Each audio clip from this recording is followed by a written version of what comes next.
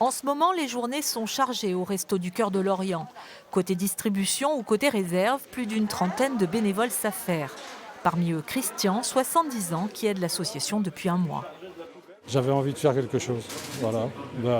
Pour les autres qui sont dans le besoin, moi je ne suis pas, j'ai la chance d'avoir vécu correctement, donc il faut penser aux autres. Quant à Victor, il vient pour la première fois. Je suis en période entre deux travails, et donc je suis au chômage là, pour quelques mois, donc c'était l'occasion. Ça fait, on va dire, des bonnes œuvres, et puis ça fait donner un sens un peu à notre temps perdu. À un moment donné, on était un peu en désespoir en disant il manquait de bénévoles par rapport aux bénéficiaires qui malheureusement sont de plus en plus nombreux. Donc voilà, c'était une chose très importante qu'on puisse de nouveau avoir des bénévoles en cette période de crise. Car le bénévolat, c'est la base des Restos du Cœur.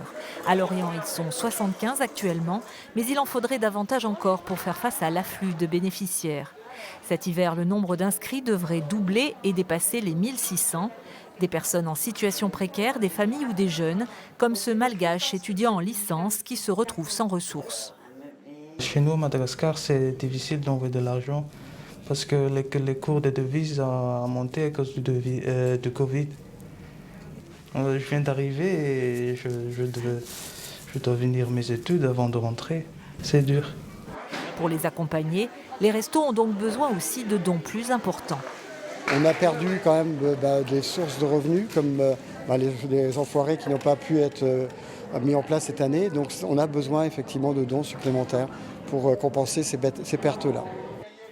La campagne d'hiver des Restos du Cœur débutera le 23 novembre, en plein confinement. Une raison supplémentaire pour ne pas les oublier.